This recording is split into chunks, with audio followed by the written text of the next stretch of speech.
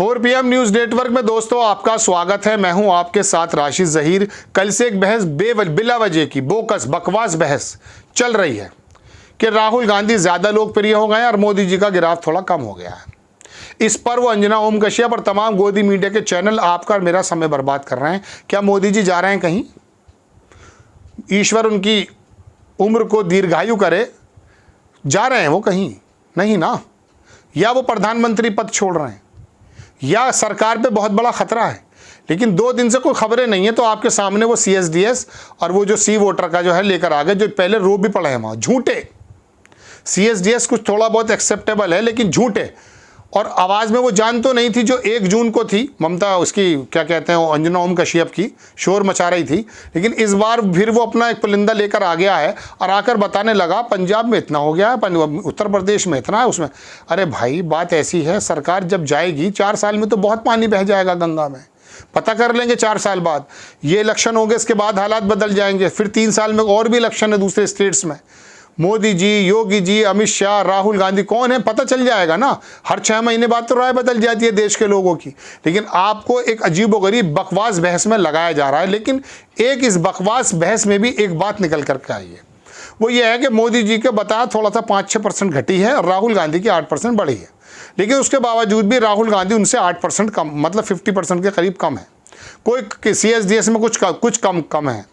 लेकिन मैं आपको बताना चाहता हूँ कि 20% जो है भारतीय जनता पार्टी में अमित शाह को बताया जा रहा है और योगी जी को बताया जा रहा है शायद 19%। पहली बात तो मैंने कहा कोई चांस नहीं है अभी किसी का। लेकिन मैं आपको पूछना चाहता हूं अमित शाह का कोई चांस है क्या? अमित शाह की 2 चीज़ें हैं, संगठन पर पकड़ और गुजरात लॉबी से आना। ये 2 चीज़ें हैं। और तीसरी बात कॉरपोरेट जगत पर उनका हस्तक्षेप। इन 3 चीज़ों से वो वाकई मजबूत कैंडिडेट बनते हैं। लेकिन इन्होंने जो 41,000 लोगों का सर्वे किया है उसमें अमित शाह का क्या मतलब है बताइए? हाँ, गुजरात में अगर किया हो 1000, 2000, 5000 आदमियों का तो वहाँ अमित शाह का नाम आ सकता है। लेकिन उड़ीसा में क्या मतलब है, बिहार में क्या मतलब है, महाराष्ट्र में क्या मतलब है, उत्तर प्रदेश में क्या मतलब है? यहाँ तो योगी आदित्यनाथ का आना चाहिए ना। योगी आदित्यनाथ उत्तर प्रदेश में मजबूत हैं। हिंदुत्व की धुरी की अगर बात करें तो मध्य प्रदेश, राजस्थान में भी मजबूत हैं। महाराष्ट्र में भी चलिए थोड़ा बहुत नाम माना जा सकता है, हरियाणा में भी माना जा सकता है, चलिए दिल्ली में भी माना जा सकता है। लेकिन बिहार में तो नहीं माना जाएगा। वहाँ तो पिछड़ों की राजनीति चलती है। वहाँ तो मोदी जी एक्सेप्टेबल हैं, वहाँ योगी जी फेल हैं। योगी जी गुजरात में फेल हैं, योगी जी कॉरपोरेट जगत में फेल हैं। कहने का मेरा मतलब यह है कि वो एक नया एक आपके सामने शगुफा रोज़ाना रख दिया जाता है और आपको भी साथ भी हैरत है, आप देखते हैं। यकीन मानिए मैंने कोई सर्वे नहीं देखा, बस मैंने एक हल्की सी हेडिंग पढ़ी 19%, 20%, ये बकवास। और ये लोग रोते हैं फिर स्टूडियो में जा कर के। CSDS का जो डाटा है वो तो कह रहा है कि 41% तो है मोदी जी और पता नहीं 30, 32, 35% है, मतलब कम है। और जो सी वोटर है जो मुंह के बल गिरा था 400 सीट का, जो हंगामा कर रहा था, नाच भी रहा था उसका एक आदमी पिछले इलेक्शन में, वो तो 49% बता रहा है घटने के बाद मोदी जी को, और इनको बता रहा है 22% राहुल गांधी को। कहने का मतलब दोस्तों ये है कि आपका समय और मेरा समय कितना बर्बाद किया जा रहा है। हर एक घटना पे जब इलेक्शन बदल जाता है, पुलवामा की घटना पे इलेक्शन बदल जाता है, राहुल गांधी की यात्रा से इलेक्शन बदल जाता है, वक्त पर राय आप और हम बदल देते हैं।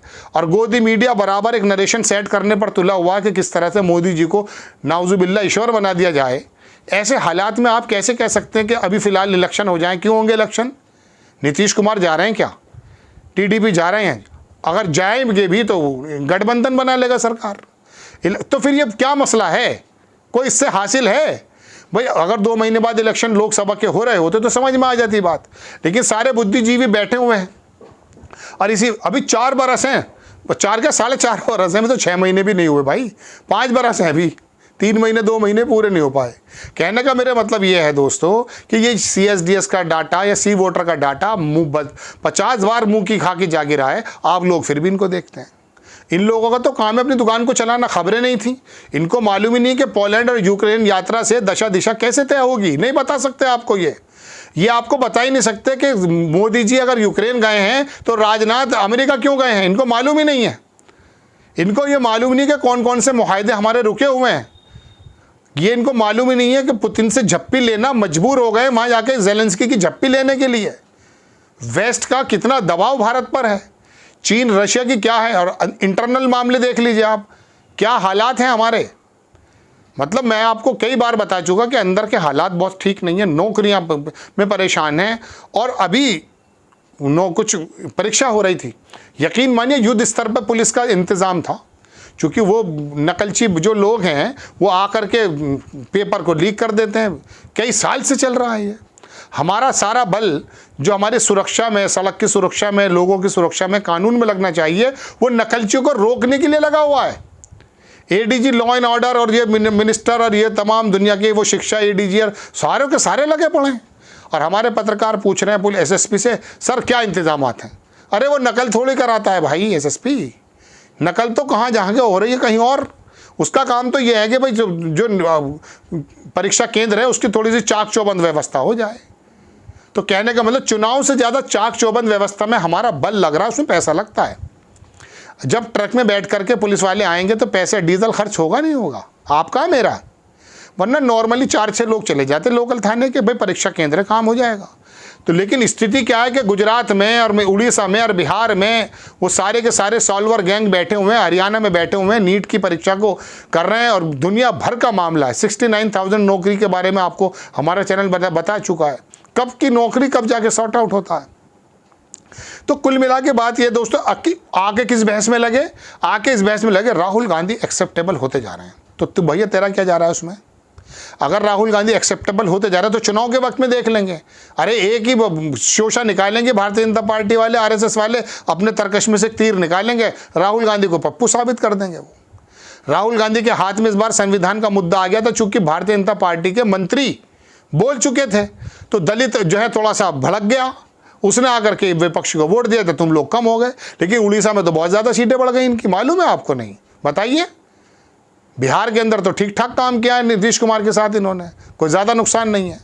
कहने का मतलब ये कि ऐसा नहीं है, ये तो दरअसल जातियों का जो समीकरण है जब बंद जाता है, थोड़ा सा परसेप्शन भी, इसमें कोई दो राय नहीं, राहुल गांधी का परसेप्शन है, उससे क्या होता है कि चुनाव मोड़ा जा सकता है, चुनाव मोड़ा जा सकता है।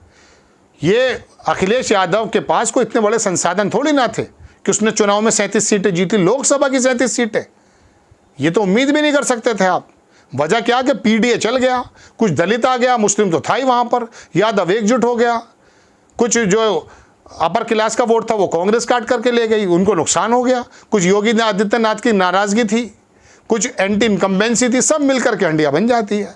अब इसमें कहने लगे मोदी जी का औरा चला गया। अगर औरा चला गया तो क्या आज तक सिंगल पार्टी को बहुमत 240 लेकर आया? आप विपक्ष में भारतीय जनता पार्टी जो सत्ता पक्ष में 240 सीटें कुछ छूट कम होती हैं क्या? ये मोदी जी का औरा ही तो है, धर्म में बांटने की राजनीति का टैक्टिस ही तो है। आज भी क्या समझते हैं, हिंदी पट्टी के अंदर धार्मिक पशु बने हुए हैं लोग। हाँ, इसमें कोई दो राय नहीं है कि राहुल गांधी की पोजीशन बनी है, पहले से लोग ऊब गए हैं, कुछ बुनियादी सवालों पर भी आ गए हैं, लेकिन अभी हिंदू मुस्लिम की बात आने लगी कि हिंदी पट्टी में फिर वही बन जाएंगे। तो ये तो एक मामला चलता। अब आप कहेंगे ये अभी क्यों हुआ है? अरे समाजवादी पार्टी महाराष्ट्र में है क्या? वहाँ से अबू आसिम जीतता है गोवंडी और भिवंडी से, समाजवादी पार्टी से। बताइए आप, इसमें क्या मसला है? अपनी अपनी पर्सनैलिटी की भी बात होती है। तो दोस्तों ये जो बोगस राय है, इसमें मैं अमित शाह की बात बताना चाहता था। अमित शाह को कौन से 41,000 जो लोगों की राय ली है, 140 करोड़ लोगों में कितना बड़ा काम किया है इसने। इस झूठ से, इस फरेब से आना बंद कीजिए। हालांकि इनको देखना बंद कर दिया है, लेकिन मेरा कहना तो ये कि जब ये सर्वे लेकर आए बिल्कुल 0 व्यूज़ आने चाहिए इनके। आपको खबर कैसी लगी अपनी राय कमेंट्स बॉक्स में ज़रूर दीजिए। चैनल को सब्सक्राइब कीजिए, शेयर कीजिए। नेक्स्ट टाइम मैं किसी खबर के साथ हाजिर होता हूँ। जय हिंद।